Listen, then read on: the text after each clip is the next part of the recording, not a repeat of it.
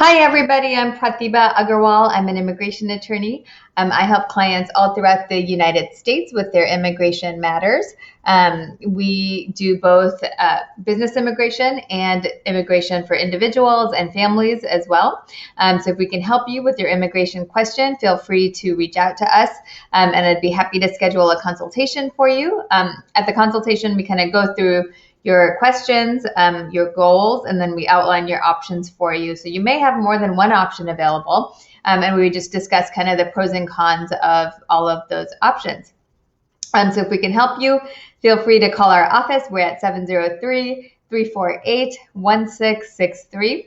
I'm streaming live on both Facebook and TikTok right now. So if you get kicked off or if you have a preference, somehow lose me on one platform, feel free to join me on the other one.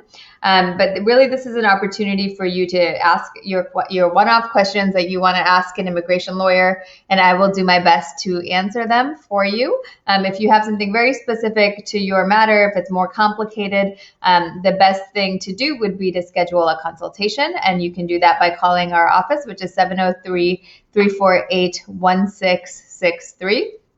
And a thing that I want to note, some people ask actually often on here is where are you located, right? So we're located outside of Washington, D.C. in Arlington, Virginia, but immigration is a federal practice. So it's a federal practice, and that means that we can help clients located anywhere in the U.S.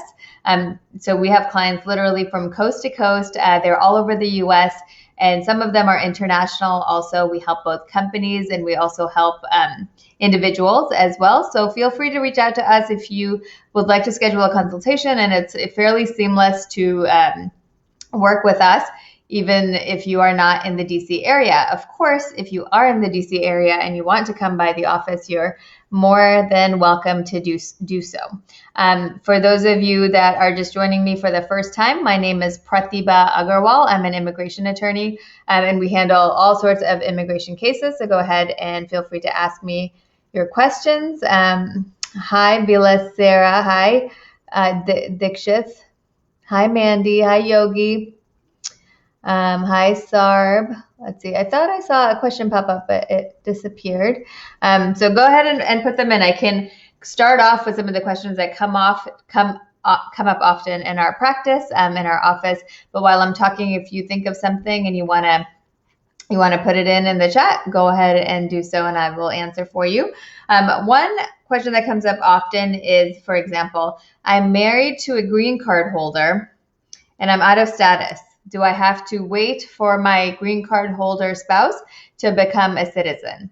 So again, I am married to a green card holder and I'm out of status.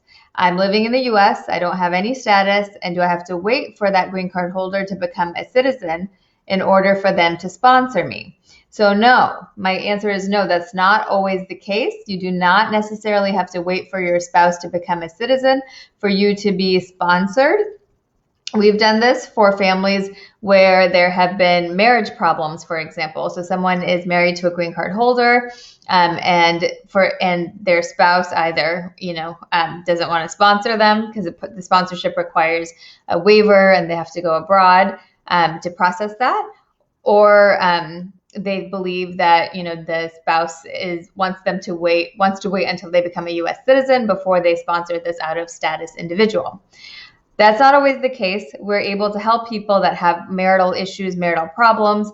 It doesn't have to be as severe as you might think. There doesn't necessarily have to be physical abuse. But if there's some kind of emotional issues, some things are common in marriages, and they might help you qualify to be able to process that green card before your spouse becomes a citizen.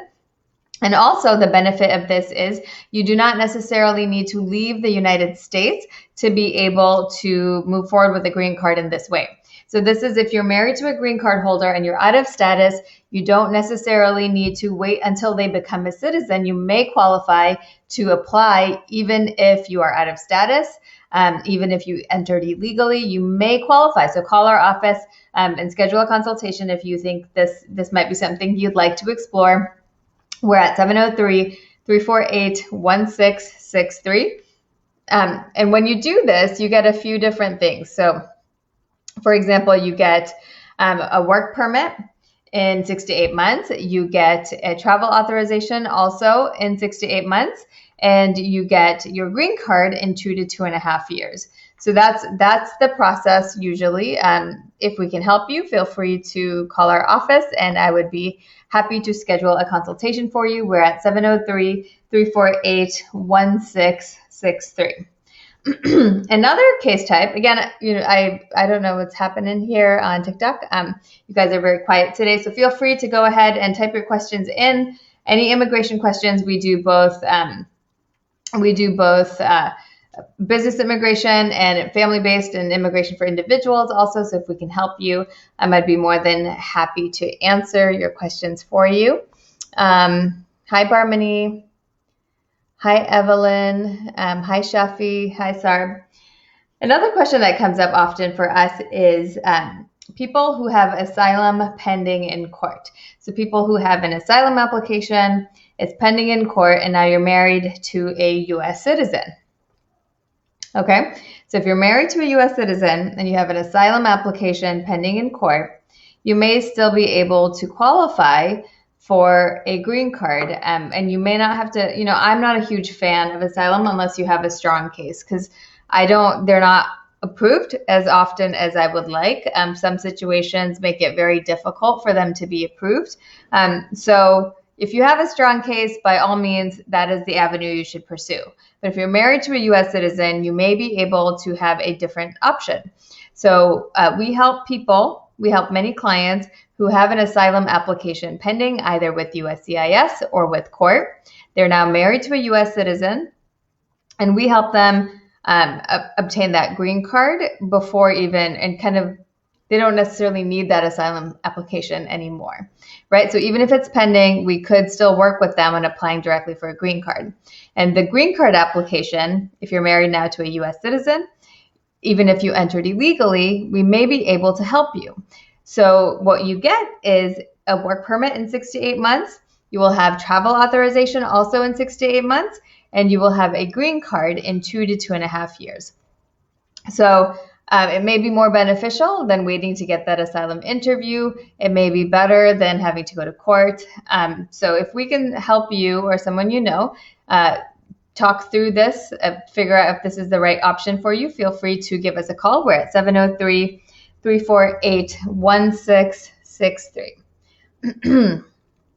Hi, Master King. Hi, Mayor. Hi, Shafi again. I think you got kicked off and maybe you jump back on. Hi, Dilpreet. All right, yes, go ahead and type your questions in and I will answer them for you. So again, my name is Pratibha Agarwal. I am an immigration attorney. I'm based right outside of Washington, D.C. in Arlington, Virginia, and our clients are all throughout the United States. Another question that pops up pretty often is people who have a green card application pending. So, for example, if you're married to a U.S. citizen or a green card holder and your spouse filed a green card for you. So let's say they submitted an I-130, if you're familiar with the document, and the application is pending, and now you're having marriage problems. So we see this pretty often, unfortunately. So people just get married, they start living together, the spouse files the application, and then they start having issues in their marriage.